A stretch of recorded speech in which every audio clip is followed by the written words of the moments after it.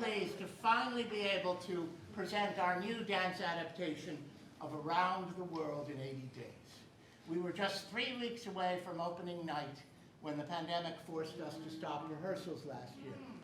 But our dedicated choreographer, cast, and crew stayed faithful to the project, and we were able to resume rehearsals just this past September to prepare for today's performance.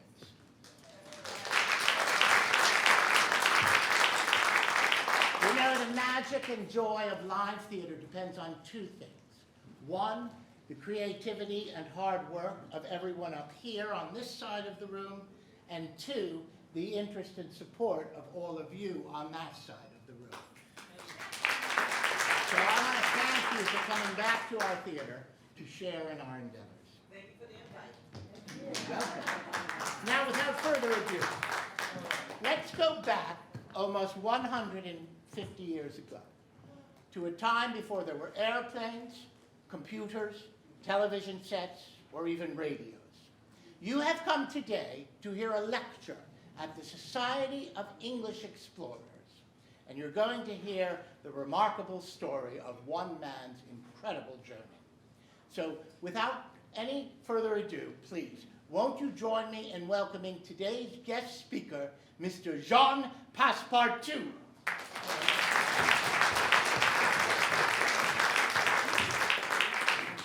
Good afternoon, ladies and gentlemen. Today, I will share the story of a trip which I took as servant to Mr. Phileas Fogg, circumnavigating the entire globe in just 80 days. The trip took us from here and to Spain and then on to Africa, India, Asia, and the United States before sailing across the Atlantic and arriving home in London just in time to win an important bet. Since I am a great lover of dance in all its forms, for me, one of the most exciting parts of our trip was that at each stop along the way, we were able to witness performances by some of the greatest dance companies in the world. Why, even the night before we left, I had been to Covent Garden to attend a delightful performance by one of England's finest dance companies.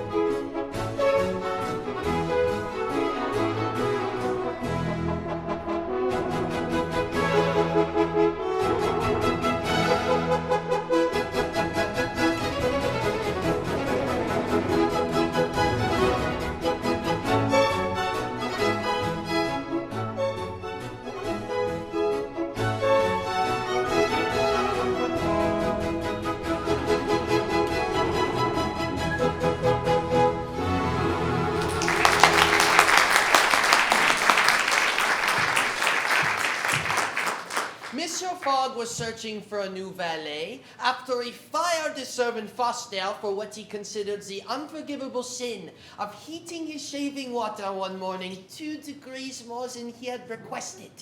When Mr. Fogg interviewed me, he knew he had found the right man. My life prior to meeting Mr. Fogg had been, shall I put it, very adventurous one. My resume included a wide variety of positions. Circus rider, trapeze artist, tightrope walker, gymnastics teacher, and sergeant in the Paris Fire Brigade. But now I was seeking a quieter life with more routine in it, so the English way of life held great appeal. I had excellent recommendations, so Mr. Fogg hired me on the spot. Soon after I was hired, the man who played cards at the club when Mr. Fogg left became obsessed with a bank robbery that had recently occurred. The robber had escaped with the money, and they believed he was trying to get as far away with the loot as possible. But Mr. Fogg was convinced that the authorities would eventually find the thief, since the world has grown so much smaller in recent years.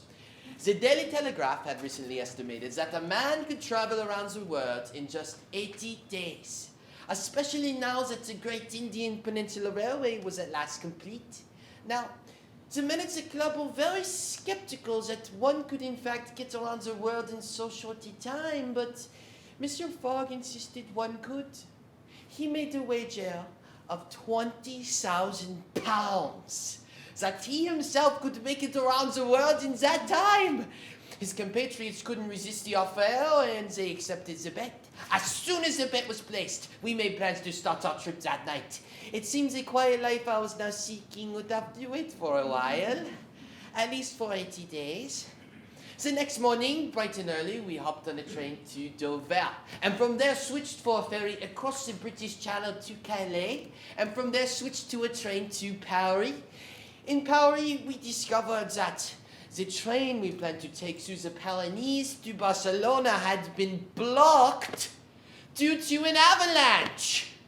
So, Mr. Fogg booked passage for us on a hot air balloon, where we joined a few other intrepid travelers and floated over the mountain range to land in Barcelona.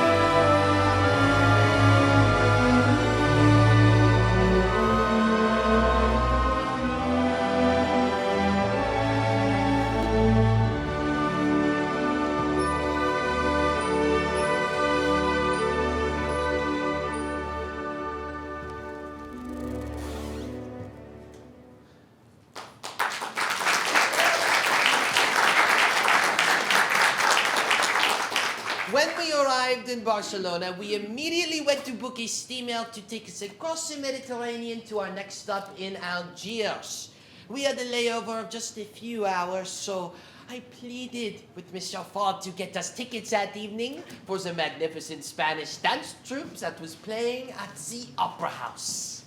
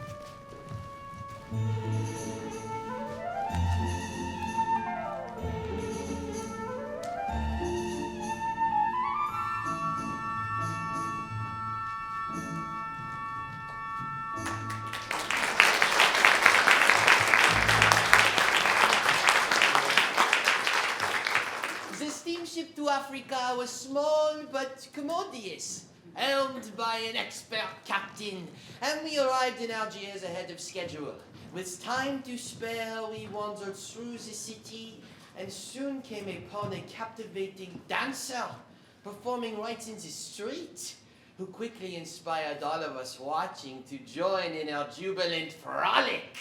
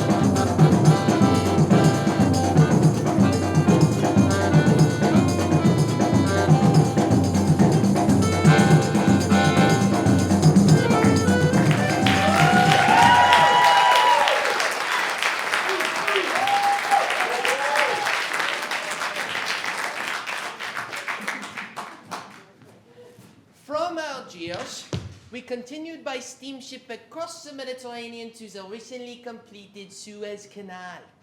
We sailed down the canal to the Red Sea, and then down to the Gulf of Aden into the vast Arabian Sea, headed to Bombay, India. That leg of the journey was one of our longest, and we had a short layover until our train to Calcutta was scheduled to depart. Mr. Fogg was exhausted and so decided not to join me as I saw some of the sights in Bombay that afternoon. Our train was scheduled to depart at 10:30 that night, and Mr. Fogg ordered me not to be late. As I wandered through the city, I noticed that the Great Indian Dance Company was having a performance at 7:30. I couldn't bear to miss it, and so bought a ticket. Their dance that night told the charming story of one family and its different generations.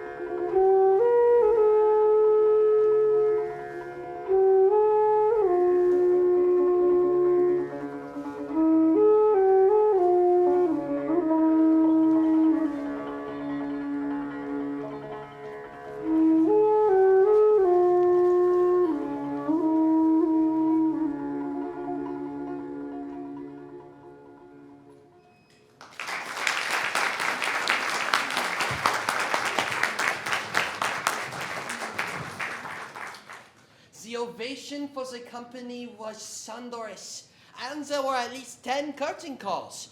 In my enthusiasm, I stayed too long and was very late getting back to the hotel to meet Monsieur Fogg.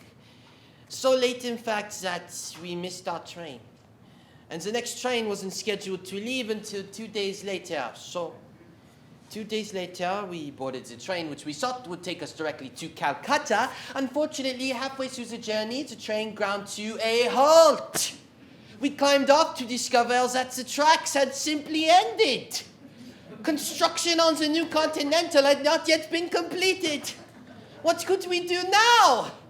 But Monsieur Fogg was undeterred and decided to purchase an elephant and hire a guide. And so we were able to continue on to our destination. However, elephants can never be persuaded to move any faster than they want to, so we had to stop at different camps while the animal was fed, watered, and rested. At one camp, we witnessed a most remarkable phenomenon. While a man was playing piano for us, the elephant started to dance to the music. And how well did he dance? Here, I present an actual representation of this phenomenon through the remarkable medium of motion pictures.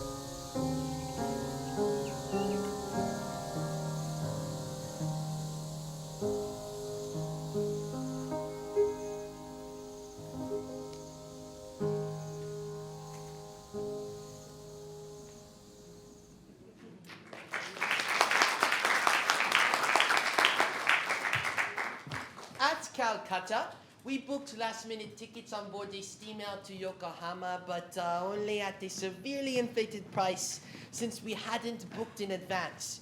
This depleted our reserve funds considerably, which was cause for great trepidation in me, so Mr. Fogg seemed unperturbed. Our stay in Japan was very short. We arrived at 8 a.m. and were scheduled to board the liner across the Pacific at 2 p.m. Fortunately, the Japanese dance company was having a dress rehearsal that morning, and we were able to sneak in and watch from the back.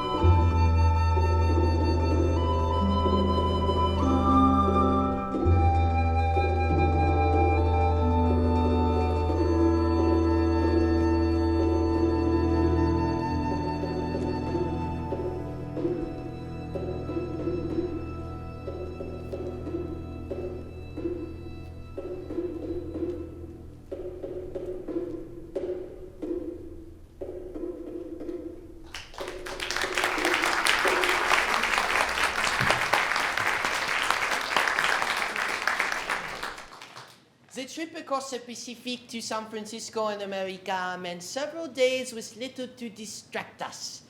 By now, I was feeling tired, bored, and sometimes terribly homesick.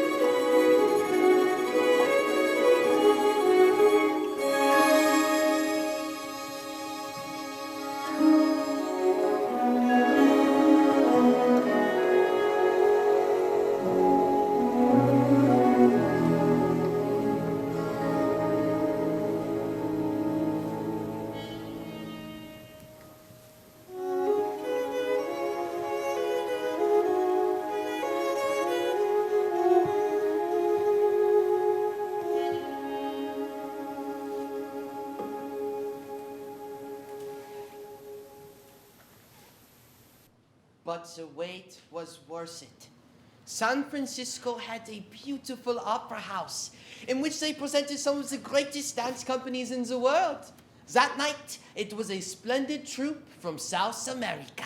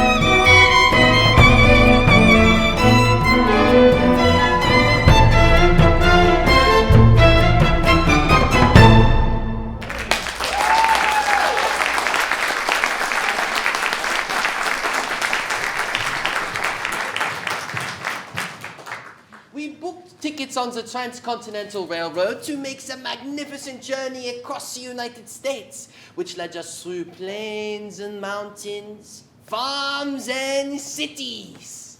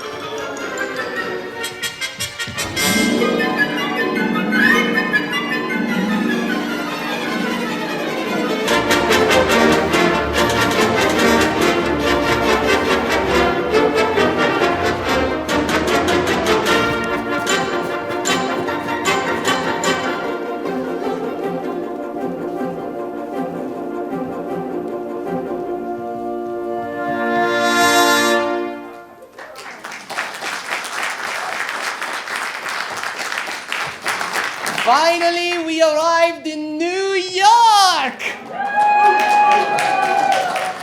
And this was a city where everyone danced, and not just in the theaters and the opera houses, but everywhere!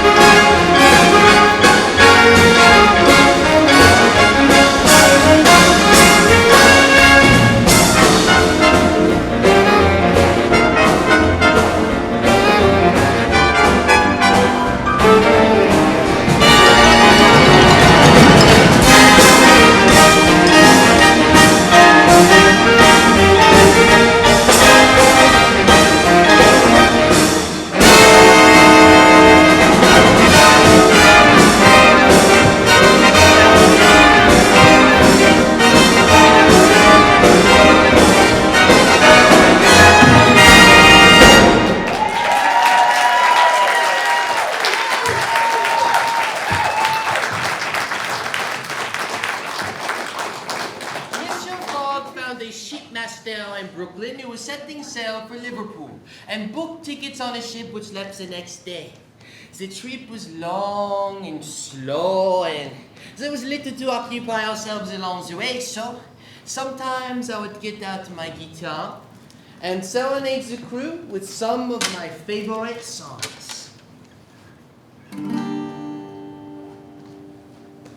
Once again the golden sun is shining for the lonesome traveling boy, and the heavy heart that knew but pining beats again a song of joy. Soon we'll be in our native land once more, there to greet all the loved ones we adore. Homeward bound on the way, homeward bound on to stay.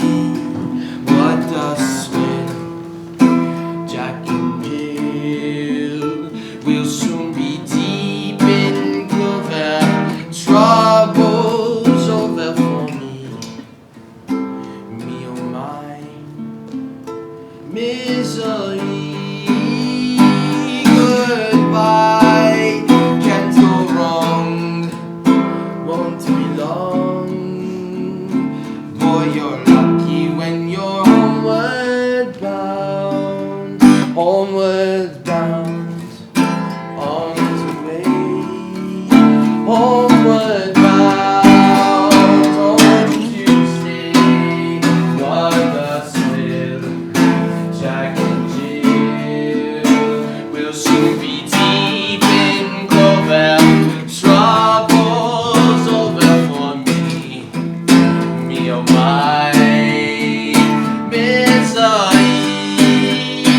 Goodbye, can't go wrong, won't be long. Boy, you're lucky when you're homeward bound.